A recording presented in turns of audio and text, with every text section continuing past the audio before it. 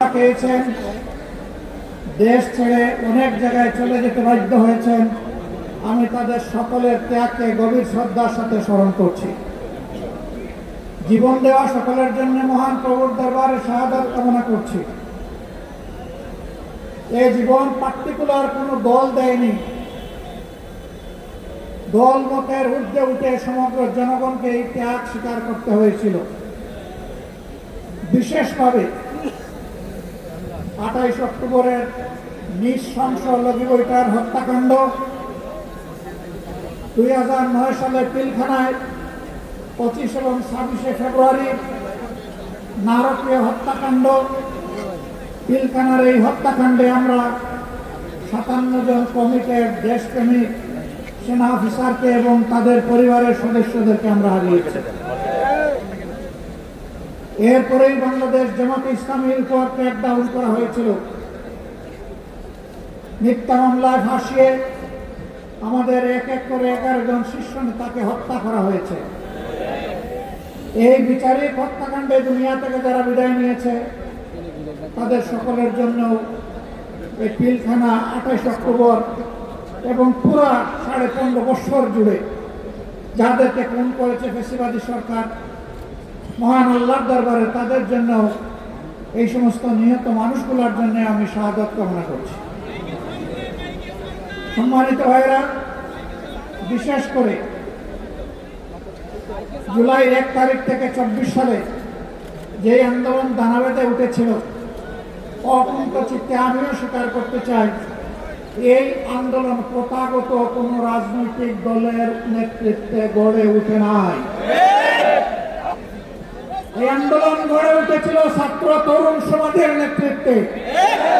তাদেরকে স্যালুট জানাই। 15.5 বছরে দফায় দফায় আন্দোলন করেছি, জীবন দিয়েছি, জেলে গিয়েছি, ফাঁসির কাস্টে দাঁড়িয়েছি, কিন্তু ফ্যাসিবাদকে আমরা তাড়াতে পারি নাই। জুলাই আন্দোলনের মধ্য দিয়ে যখন সারা দেশবাসী একাকার হয়ে গেল, তখনই ফ্যাসিবাদ দুপুরের খাবার ফেলে দিয়ে পালিয়ে যেতে বাধ্য হলো। এর আগে তো আর পালিয়ে যায়নি। সুতরাং এই ক্রেডিট জনগণের, নেতৃত্বের ক্রেডিট আমাদের তরুণ সমাজের। এইটা দিয়ে কেউ টানাটানি করুক তা আমরা পছন্দ করি না। এই আন্দোলনের কোন মাস্টার মাইন্ড, একক মাস্টার মাইন্ড কাউকে স্বীকার করি না। এই আন্দোলনের মাস্টার মাইন্ড 18 কোটি নির্যাতিত মানুষ। সংগ্রামী বন্ধুগণ, অনেকেই ক্রেডিট দাবি করছেন, কখনো মাস্টার মাইন্ড, কখনো আবার জুলাই শহীদদেরকে ভাগ বাটোয়ারা করছেন। আমি এগুলো নিন্দা জানাই। শহীদদেরকে নিয়ে রাজনৈতিক রং দেওয়ার চেষ্টা করবেন না। যদি রাজনৈতিক দলের ডাকে সাড়া দেওয়ার হতো তারা আগেই দিত, তারা আগে সাড়া দেয় নাই। জীবন দেওয়ার জন্য রাস্তায় নেমেছিল তরুণদের ডাকে। তারা জাতির সম্পদ, তারা কোনো দলের সম্পদ হতে পারে না। তাদের নিয়ে কোনো রাজনীতি হোক, এটা আমরা পছন্দ করি না।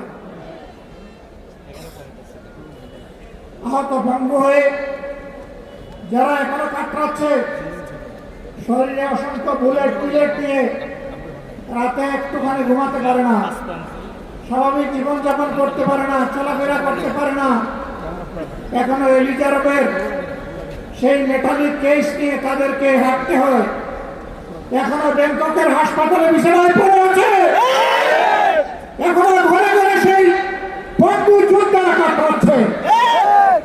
তাদের দিকে নজর দেওয়ার ফুসরত এই সরকারের হচ্ছে না।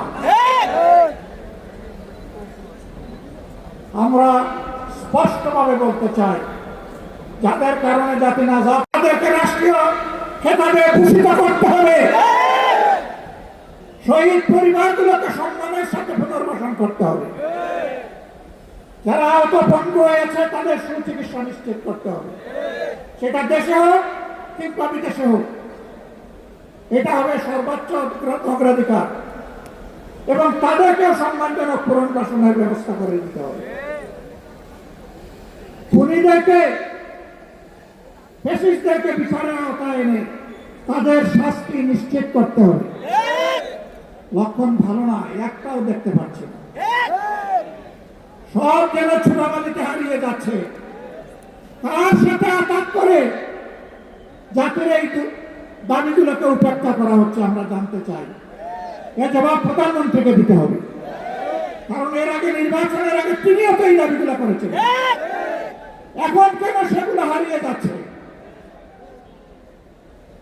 প্রিয় দেশবাসী,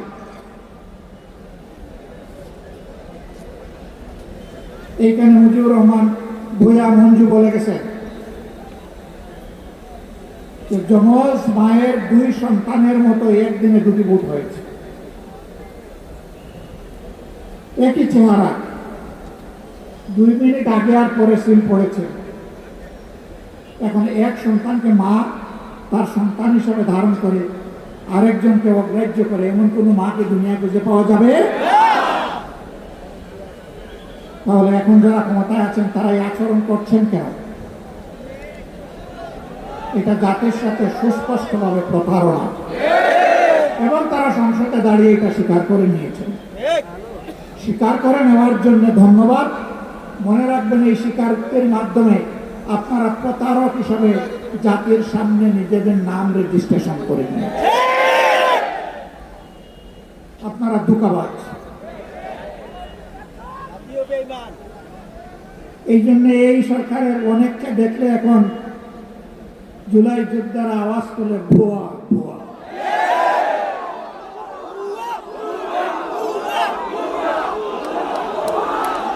এটা জাতির জন্য লজ্জা। ফেসিবাদী আমলে আপনারা মজলুম ছিলেন। ফেসিবাদীরা যে সমস্ত জুলুম করেছে, অপকর্ম করেছে, এই 5 মাসে আপনারা সবগুলার রেপ্লিকা, ফটোকপি আপনারা আমাদেরকে দেখিয়ে দিয়েছেন। ফেসিবাদী আচরণ করবেন, আর জনগণ ফেসিবাদী বললে আপনারা আবার রাগ করবেন। একটা রিল মাঝে মাঝে দেখা যায়, কি রাগ করলেন শোনা।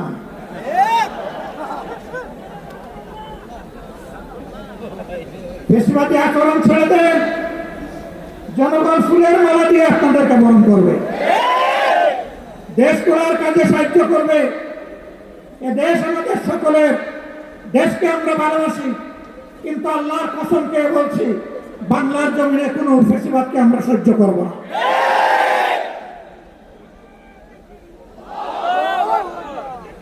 আমাদের গণভোটের গণরায় মেনে নেন। 70 ভাগ মানুষের রায়কে অপমান করবেন না, অপমান করে বাঁচার পথ খুঁজে পাবেন না।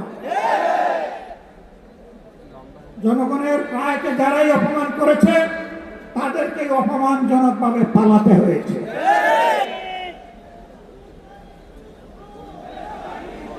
প্রিয় দেশবাসী, এই ব্যাপারে আপোষ করার জন্য প্রতিনিয়ত আমাদেরকে চাপ দেওয়া হচ্ছে, আমাদেরকে লোক দেখানো হচ্ছে। আমরা পরিষ্কারভাবে দেশবাসীকে সাক্ষী রেখে বলতে চাই, আপনাদের গণভোটের গণরায়ের পাহারাদারি আমরা করব ইনশাআল্লাহ। এবং এই দাবি মহান আল্লাহর সাহায্য নিয়ে বিইজনিল্লাহ আমরা আদায় করে ছাড়বো ইনশাআল্লাহ। এই দাবি আমরা পরিত্যক্ত ঘোষণা করব, কোনো কিছুর বিনিময়ে না, জীবনের বিনিময়ে হলেও এই দাবি আদায় হবে ইনশাআল্লাহ। আপনারা ঐক্যবদ্ধ আছেন? থাকবেন? লড়তে রাজি আছেন? বাকির স্পন্টা হেলমেট সবগুলোকে বুড়ি আঙ্গুল দেখানোর জন্য প্রস্তুত আছে?